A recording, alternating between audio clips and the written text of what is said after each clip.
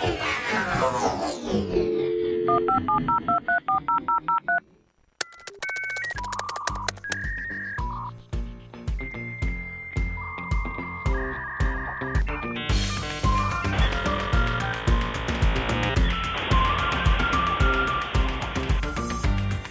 right, so here we are back for another episode of Less Kevin, More Tech. UTECit.com. UTECit.com. So less Kevin today. Yeah, a lot less Kevin. Major upgrade for our show this week. So I'd like to introduce our Christine. guest, Les, Lorenzo Sewell with Diversity in You. Yeah, it's an honor to be here. I'm so grateful. It's Black History Month. It's Valentine's Day. I know. So I'm very excited to be here. Yeah. It's a great day. It's so cool. Hey, so Christine, how did you guys? Let's get a little connection story. Sure. Because I want to know how all this happened. And Sure. So I met Lorenzo. We're in the same group, referral networking group at the. We meet weekly at the Detroit Athletic Club.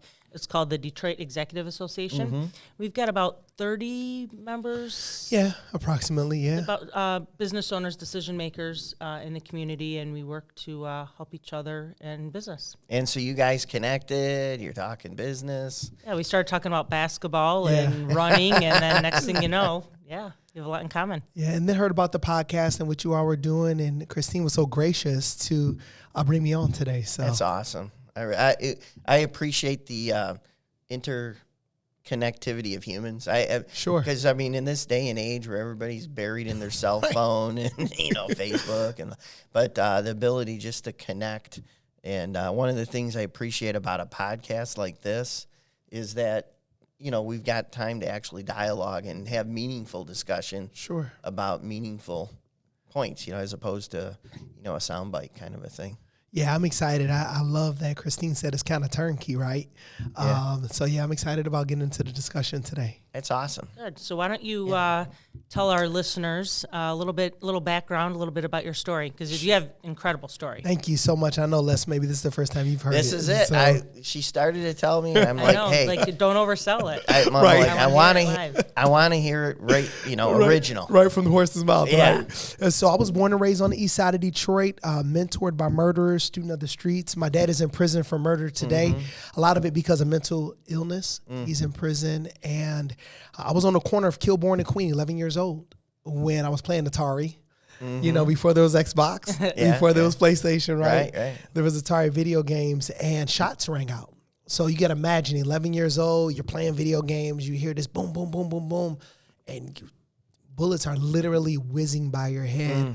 And my mother, who is my hero, she went back to school, got her degree in surgical technology, and became the first surgical tech, African-American surgical tech, at Beaumont Hospital. Wow. And she never told me. Essentially, she never even told me that I was Black. I never knew that I was a Black American, believe it or not, until I was 17 years old. And one of the reasons why my mother never told me, because that wasn't a thing in our home. It wasn't like, and the more I've reflected on this, a part of that is powerful because it allows me to look at race objectively. But some of that, I believe it caused me not to appreciate my Blackness, right? All right. Appreciate my Black heritage. So anyway, I'm 17 years. Yep, you got. Well, I was just going to, a couple of quick comments on that. You wouldn't be surprised how many men have sat at this table that we've talked to and have stated their mom as their hero. Oh, wow. I mean, it's a common theme among successful, people that we've had on the show. I mean, it's a recurring theme, right? And I know as a father myself, you're thinking, hey, I'm gonna, but in actuality, moms, absolutely, right? So 100%. Yeah, and also the comment about you didn't realize you were Black, right? Yeah. You realize you're a human, right? Absolutely. Right. I had friends, right? I had fun. Right. Yeah, I just think that's a perspective. I think that's interesting because, in the neighborhood I grew up in Downriver, you had folks that clearly identify, we're an Italian family, we're Hungarian, that kind of thing. So I just think it's an interesting perspective. Yeah, and it was amazing because when I was 17 years old, I became a street pharmacist. And so I was doing some of the wrong things. High revenue, short cycle, life cycle. That's what I hear. Great revenue. Yeah. You know, but, and a lot of that came from because my friends were like, Lorenzo, can you go back to your old neighborhood? And we're going to give you some money, and can you get this, right? Like, that's how I got introduced to drug dealing. It wasn't like, it was a thing. It was just like, hey, this is an opportunity. Can make a little bit of money, go down Groesbeck, go down, Gratiot, have a pocket full of money, I didn't know that people were afraid to be in the hood. I had no idea, right? So anyway, one of the guys that sold drugs for me, he came out the house crying. So I want you to picture this. I had these two supposed tough guys, 17 years old, right? We're seniors in high school. And like, he comes out the house crying. And I'm like, man, what's wrong with you? And he said, my grandmother will never understand how we can be best friends and you're black. And that was the first time I was like, oh, I am black. Like that's a thing, right? So then at that point, Les, I began to understand why I could have girlfriends in school. They would say we can be boyfriend and girlfriend in school, but you just can't come home. My friends, we would play basketball, right? Yeah. And then they would say, well, you just have to stay out here and I need to go eat. I didn't know that people. That's incredible to me, too, that it's like this was, 20 years ago. Oh, yeah. I mean, I graduated in 99. So, yeah. Yeah. Yeah. So I'm going to deduce, right, so what you're saying is these were non-black friends. Right. And you were chopped out of their life. Yeah, all white context. And I would have never, and what's interesting is when you fast forward 10 years ago, I was the first black pastor in an all-white, multi-million-dollar, multi-site church. And leaders like one of the big mega church type things. Really big deal, right? First black American that's a decision maker. Once again, not a thing for me. I'm walking in. I'm like, hey, whatever. I mean, most of my network's white. My father-in-law is white. My wife is Asian, and my children are Blasian. You know what I'm saying? So, I mean, they're blazing, Blasian, half black, half Asian. Yeah. So, and my grandma and my mother-in-law is Jewish. So it was never like a thing, right? But leaders would come up to me and they would say, my grandfather taught me black people didn't have souls. And I'm like, man, I never heard that. That's a thing? Yeah. And I've come to learn that a lot of our Puritan preachers, many of them that I studied in school, that I have their books at home, they believe the same thing. They literally propagated that from pulpits because they didn't understand how to reconcile that black people were different, not inferior. And also, how do you reconcile the fact that I'm making money off free labor, right? It's like, hey, how do I justify it, right? And it was in the theology is called the Cursed theology, which simply means that they believe that black people were cursed because Ham looked at his father Noah. He was naked. Ham meant burnt or black. Therefore, all black people are cursed. So that was the theology that went behind it, which once again, I had no idea. Yeah, I have no idea. I me either. But a lot of it undergirds a lot of what I would consider racist. And when I use the term racist, I mean looking at someone inferior because of the color of their skin. And specifically in business, when we close doors of opportunity to people because of the color of their skin. Christine, she mentioned a fact. Some of the facts that you were... Go ahead and share. I mean, it's just amazing, right? And because once again, remember, I'm looking at this objective. I have no dog in the fight as it pertains to having this conversation outside of the fact that I do consider myself an intellectual, meaning I'm always seeking knowledge. I just want to know, right?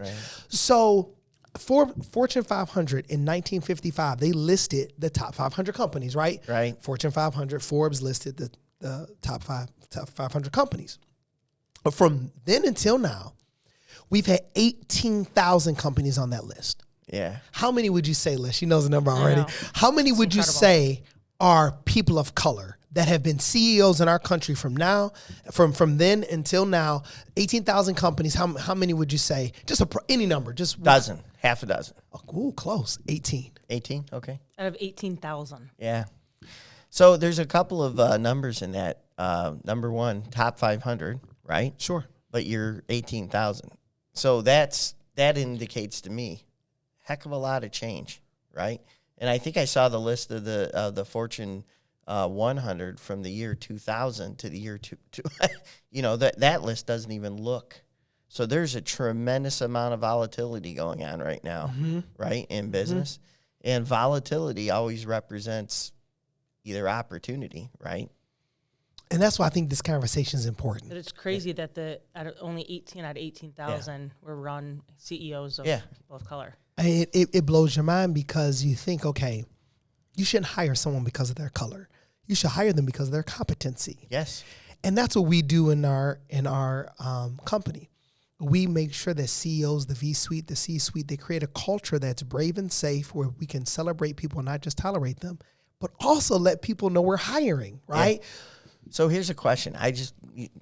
This format it's free flowing and what have you. I love it. So, we're fans of technology around here. Sure. And we're always looking for ways for business. And we're also talking about people of color. Sure. And I look at a guy like Marcus Brownlee. Is that his name, Marcus? He's a YouTube guy. Okay. And you got people like Elon Musk are Sure. just dying to be on his show. Oh, wow. Tim Cook dying to be on his show. But what I see is technology is democratizing ideas and business, and now the barrier to entry really is beginning to fall. That's a good point. And I embrace that because now I think talent has now an opportunity. That's a very good point, Les. But Christine, this is the problem. In communities that we serve, so I'm also a pastor, right? So I'm a CEO, a business leader, a partner at a couple businesses, but I'm also a pastor. We serve in Detroit, Pontiac, Flint, Saginaw. If you would have told me that a fourth grader cannot read their own name on a sheet of paper. It's terrible. Not in this world. So access to things like technology, right? Where some people they're shut out. They just don't have access to it. And it's not because they're lazy or it's because they're from broken homes. So it's just the fact they don't. That's what the Detroit the Rocket Mortgage Classic. Yes. That's their big 313 challenge is all trying to raise money to help with that. Perfect. So when COVID happened, right? Because what happens a lot, and let me just be very transparent in terms of my story. I'm too privileged to care about people in poverty. I had my own thing, right? I'm married, my own children, running my own church. I mean, why do I have time to care, right? Why is their problem my problem, or how do I even know they have a problem, right? And I think a lot of white America is in that, or I would even say privileged America, people like me who have a lot of access, a lot of privilege, but happen to be black. We just don't know. It's like, how do you know, right? And then we went to Pontiac. Yeah. And you're knocking on doors and people are living in bed bugs, rats, roaches, sewer flies. And this is federal housing. I mean, it blows your mind. Your right? tax dollars at work. Yeah. Exactly. Your tax dollars at work. Yeah. So when COVID happened and all these young people, everyone went virtual, which was the biggest crime, one of the biggest crimes that we've ever seen committed by our federal government, our state government, that these young people who are already so far behind, over 80% of students in urban contexts cannot read. I mean, that is criminal, right? So think about this. You give a kid a laptop and you say, what? Go home and do what? Go learn. Yeah. He doesn't have access to the internet. Right. So to your point, there's no access with technology. And I remember the day when parents were coming back into one of the schools we adopted because they had an option, either come face-to-face or go virtual. And the moms and the dads were coming. I saw with my own eyes. They were coming back, giving those Chromebooks back. Unused. Yeah, and saying, we don't even know how to do this. Right. So what do you mean by when you say you adopted a school? And that phrase, and I got to get away from that phrase. Well, and I'm glad you said adopted, but it's because sometimes, and what I've noticed oftentimes in me articulating wanting to partner with schools, it should be more partnership because adoption denotes that I'm rescuing you. Okay. Right? Partnering denotes you already have gifts. Right. So You just need opportunities. how are you partnering with the schools? The number one thing we do is literacy. The second thing that we do is parent engagement and involvement, helping start PTAs and PTOs. And the third thing is career and college readiness, right? So, and we've scholarship young people to like Alma, Spring Arbor, Hillsdale. And what we've come to find out, Rochester was really the impetus behind this. What we came to find out is, you scholarship young people, they get all A's in a public school and then they get to college or university, and it's like They're not prepared. Right. they're not prepared. And it's hard for the institutions of higher learning to say something because in our culture right now, which is a cancel culture, in our culture right now, if you say they're not ready, people are going to label you what? Racist. They're going to say you're racist, which that's wrong, because racism has nothing to do with how you think, feel about someone. Racism has everything to do with closing the door of opportunity to someone because of their skin color. I may not like you because you're the shirt you have on. I may not like you because of your color. But if you're the most competent person and you have the most character, then I close the door of opportunity to you.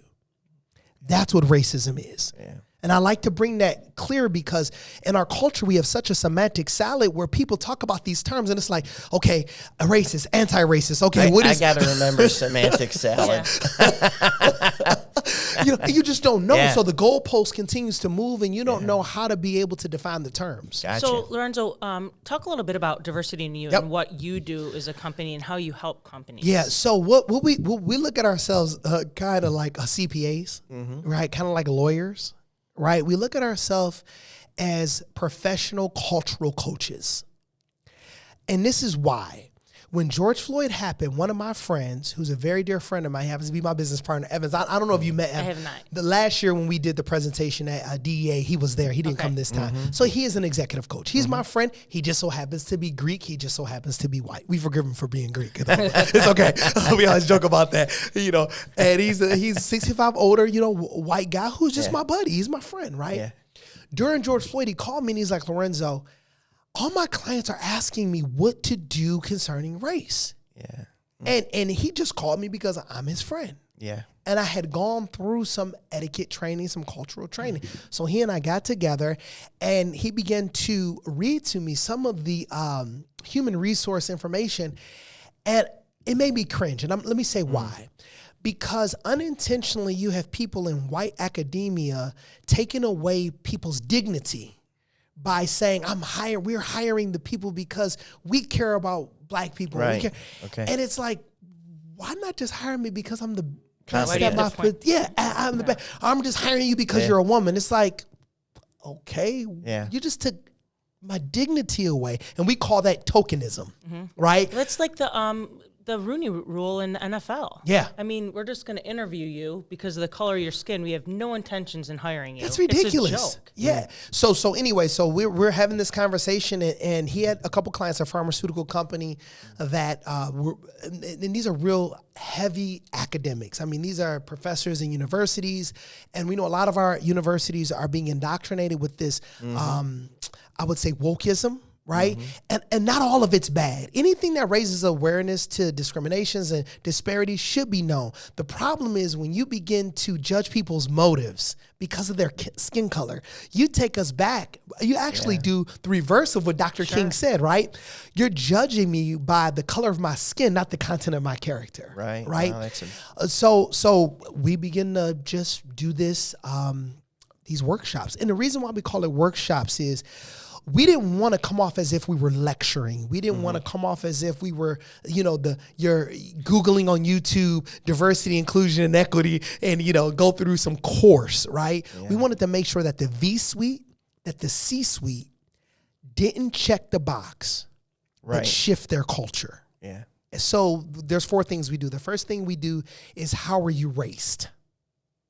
Kind of like my story, right? When was the first time either you engaged someone of color, specifically black, and I'll come back to why that's important, and if you are black, when was the first time you were made aware that you were black? And this is the reason being. Black people in our country have been given a stereotype and have been given a inferior status simply because of the color of their skin. I mentioned a little bit about the Puritan preachers, but remember, there were scientists, right, that were looking and they were like, okay, why can they, because of the color of their skin, run fast, jump high? Well, there was a basketball player that we did this with, a basketball player. And he's like, well, Lorenzo, the NBA needs to say that all white people can do this or that. I said, okay, Tell me who the MVP was for the last 2 years. And many of you may not know, but the MVP, I don't know if you know. Steph Curry, right? No. There was an MVP for 2 years, and he may get it 3 years. There's only been two people in NBA history, Bill Russell, Larry Bird, and I think that's it, or maybe Kareem. I think there was 2 or 3 people that have ever got 3 MVPs, and he may be the third. He's a guy from Europe. Joker. The Joker. The Joker. Yeah. Look at Luka Doncic. So now I have this NBA player. We're doing this with CEOs. We're doing our workshop with CEOs.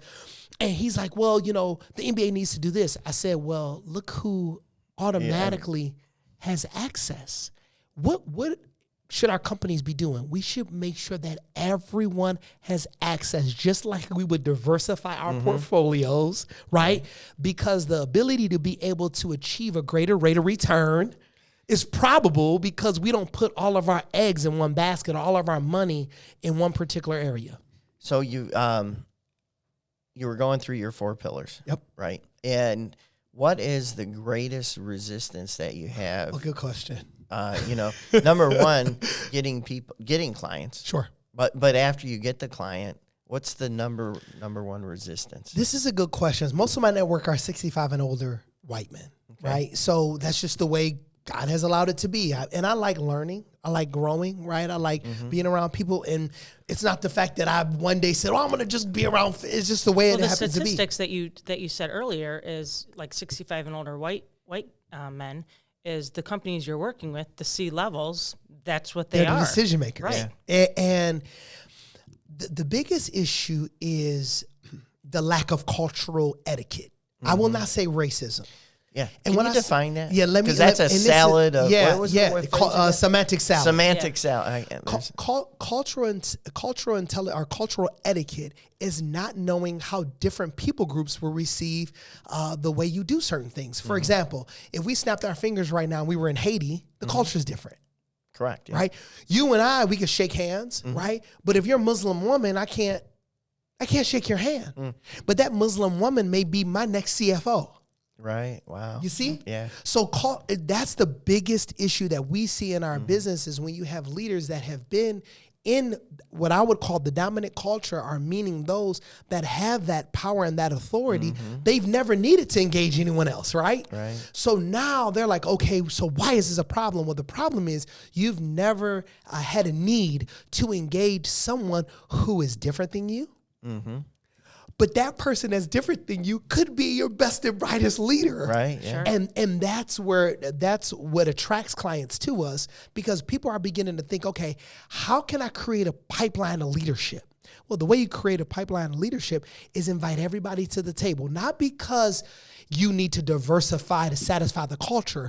You need to diversify because of thought that you bring to the table. I love the other thing you do, and you're probably going to mention this, but I'll do it for you. Thank you. Is you when you're working with companies, is you ask the V suite and the C suite to go and put yourself in where you're the only one. So, like for me, like to go to a barber shop in Detroit, right, and put yourself in that. That's one of the things, right? So that's the homework. Remember, we're not lecturing. We do about 10% of the work, right? So we define terms, kind of like how I did racism and tokenism. We define diversity. So we go through a list of terms, and then people need to come for the first workshop and explain how are they raced. And some people are like, look, Lorenzo, I'm from Traverse City. I didn't talk to a black person until the first time that I went to university. And I have friends like that. They're some of my closest friends. They're like, look, I have other black friends who are CEOs that would say, hey, I was raised in Detroit my whole life. The first time I saw a white person, the first thing I did was touch their hair. Because I never was in the presence, right, of a white person. And so that's the how are you raised. Then you do your homework, meaning you go put yourself in a position when you're the only one. So for me, that happens often. Right. And the reason why you do that specifically as the V-suite and the C-suite, because you want to become empathetic. You want to know what it feels like if you hire a woman who happens to be Muslim, or you hire someone who is an Arab man, or you hire, a Latino who is the best and brightest CFO, but yet it's his first time. Yeah. Putting yourself in their shoes and how they feel. And the pushback I get on this is interesting. And I have a lot of compassion. Yeah. Because I feel called to serve the white community. I mean, I just feel like I'm almost like an apostle to white people. I really do. And it's all good, but the apostle Paul, he's an apostle, to Gentiles, and Peter to the Jews, So it is what it is. And the thing I hear the most is this: I'm afraid. I'm afraid. And how I respond is why? Why are you afraid? You go to Tigers games, you go to Red Wings games. Why are you afraid? Right? And then we get to dig deeper. They're afraid because they're going to be the only one, right? They're afraid of how they're going to feel. But the point is for them to feel that. Because for me, when I drive out to a place like Brighton. Yeah. Right? Yeah. I have friends, in Milan, and we have dinner, but when the sun goes out, you understand what I'm saying, Christine? Yeah. It's time for Lorenzo to get his butt out of here because I know that everybody doesn't celebrate me. Right? When I'm in Somerset Mall, I know that there are certain parts of Somerset where if I go, I'm going to be followed. And I'm not, there are places in Birmingham that I go in and people don't, my wife and I, we live in a Grosse Pointe community. I'll walk past people and say hi, and people are like, are you real? Like, why are you talking to me? That type of thing. Yeah. So the point is, so you can feel what they Take feel. them out of their element. Get them uncomfortable. Because that's how your best and brightest person's gonna feel. Yeah. So let me give you a quick story. Yeah. So my business partner, so we're talking about this, and Greek 65, professional. I said, hey man, you gotta come to my barbershop. I didn't tell him that the leader of my barbershop, he is in his 70s. He knew Malcolm X personally. He's a black supremacist. I didn't tell him that part. Yeah. I just said, meet me at my barbershop, right? Yeah. And I didn't show up. Yeah. I had him go in like I go into context. Right. And feel what it is to be the only one. So he walked in, and guess what he did? Right. He smiled. Yeah. He smiled. And that's what we encourage people to do when we begin to build cultural etiquette with people. If you see somebody at the gas station you don't know, did he like his haircut? That's funny. He did like his haircut. He did get his haircut twice, actually. Yeah. So he went in and he just smiled, and people received him. And this is what he said. He said that the way he was received, the question he had was, do black people feel the same way when they go into white context? Yeah. Right? So he began to let people know about what he was doing. He got his haircut. I did show up later, and he had an opportunity to have that experience. So that's the second workshop. People tell about their experience, what they notice, and we give some tools just in case you do, right? The DAC, right? It's Trade Athletic Club. I walk in certain times and I'm doing my hair, and I have older white guys. I mean, they just stare. They're looking at me. And the first thing that goes through my mind is everybody's not what? A racist. Everybody's not negative. They could just be looking because they're curious. So that goes back to your cultural etiquette question. Being able to know how other people groups or other genders, how they receive certain things, right? So women CEOs have taught me, don't go into the room and call everybody what? Guys. Right. Which I've had very powerful women CEOs teach me this. Yeah. And I'm like, whoa, I do that. And so I'm teaching my children, when you walk into a room, don't assume that, and don't assume that the person that doesn't have the power isn't the woman. Right. Yeah. She could be the one writing the checks. And some of the companies we work with, we've had those experiences where, the CEO is the woman and nobody even shakes her hand, says hi to her until at the end when they find out she's the boss. Well, yeah. You don't have to go too far in Detroit with the car maker down there. Right. I mean, General Motors. So your 4 pillars. Yep. That's So good, the third I got you kind of. So the first one is how were you raised? We do definitions. How were you raised? First time you had an encounter with somebody who was black. Second one is you do your homework. You come back and tell about that experience. That's the second workshop. So everybody shares. And then the third one is ask the black man. And this is really important. You can ask anything you want about black culture. It could be the N-word. It could be critical race theory. It could be Black Lives Matter. The reason being is because you want your organization, specifically in the C-suite and the V-suite, to have this culture of a brave space where they can say what they need to say without punitive action, in a safe place where people can say what they need to say without judgment. And when you create a culture like that, then people that don't look like you nor talk like you, when they come to the table, they feel like they're being celebrated and not just tolerated. right? So we do Ask the Black Man. You can ask me anything you want about Black culture, about Black people. We've had people ask questions like, why do all Black people vote Democrat? I mean, you name it, the N-word, you name it, people have asked. So I think that point of the three that I've heard so far, I think is the most important. Sure. In a lot of different arenas. And the biggest thing is the ability to have any kind of conversation and not hold back and to be transparent in the conversation. And I believe that people in general have a difficult time with that. Because you're labeled racist now. If you bring up anything, if you have a question about any culture, you're racist. And it's like, whoa, hold on for a second. I just had a question. Yeah. I just didn't know. Sorry. Right. I wasn't trying to offend you. I've been in contexts where my colleagues have said things like cotton picking. And these are men that would die for me. Yeah. But they have never had someone at the table who wasn't like them. And it wasn't like they were trying to be racist. It was the fact that they were in their own culture saying things that they needed someone to come and say. They heard their grandma say or their parents say, like, and it just. Well, I'll tell you, that's an old phrase. I haven't heard that in a lot, but I would never, I would never say that has anything to do with racism. But I mean, I haven't heard it in a long time. So when you and I had that conversation, you said that was the first time I realized, like, I didn't even think about where that term came from. Right. I mean, I was like, yeah. And there are a lot of terms that we use, even a term like minority. Mm-hmm. I mean, the reason why that whole term was put in play, it was a political term so that people didn't have to say black or white. Mm-hmm. You could still say dominant, or you could still say supreme, right?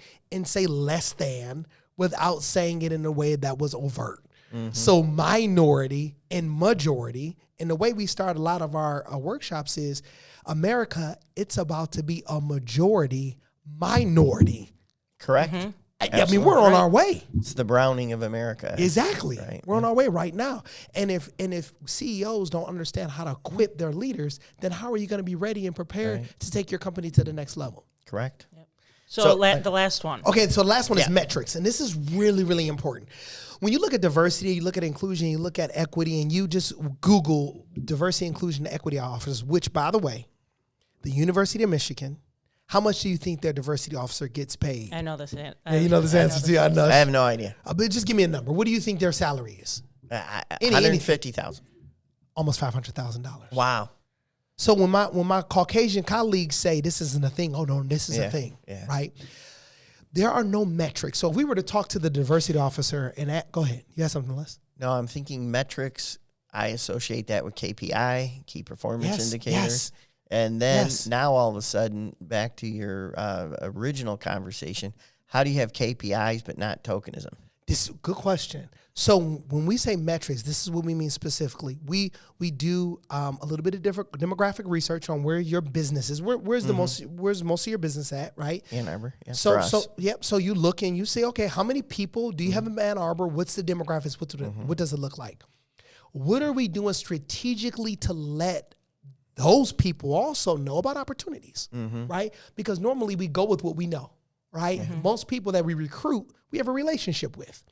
But how do you recruit the best and the brightest even if they're not in our network? Mm-hmm. How do we recruit the best and the brightest that don't look like us nor talk like us, but that can bring extreme value to the table? So that's how we do that. We never say hire people of color or gender or LGBT people. We never say that. But we need to make sure that they know you're hiring. There's a difference, right? So that's what. So with Monroe Community Mental Health, 155,000 people in Monroe County, 3% Black, 4% Latino. Okay, where do Black people gather? How are you building relationship with those community leaders so they come and take a tour? Right. So they come and get to hit the golf ball. They get to know about the podcast, right? Similar to what you all have been doing. And I applaud you all about being willing to open up the opportunity, not just to me, but I know you have some other guests coming on as well. Yeah, that's awesome. So those are the 4 pillars. Got it. So how are you raised? Immerse yourself in a context where you are the only one. Come back and talk about that. That's the second one. The third one is ask the Black man. The fourth one is how do we build metrics and how do we create habits to be able to keep our values going in this regard? So if someone wants to get in touch with you and have you come and talk to them, talk to their company, have a conversation, how can they get in touch with you? So you can give me a call. My number is 248-755-1896. If I don't pick up, just text me. Or you can just email me at Pastor Zo, so Pastor Z-O, at 180 Church. So 180, 180. I got it. 180 Church. 180 degrees. Yeah, there we go. Dot CC. So dot church. Okay. So Pastor Zo at 180 Church dot CC. And all that information is going to be across the bottom of the screen. Well, thank you so much. This is important to have this conversation and have you on here, and happy to call you my friend. And this is good conversation. It's great. It's fantastic. This is awesome. Thank you for the opportunity. Thank you so much. I appreciate you coming out. Yeah, this is really good. do.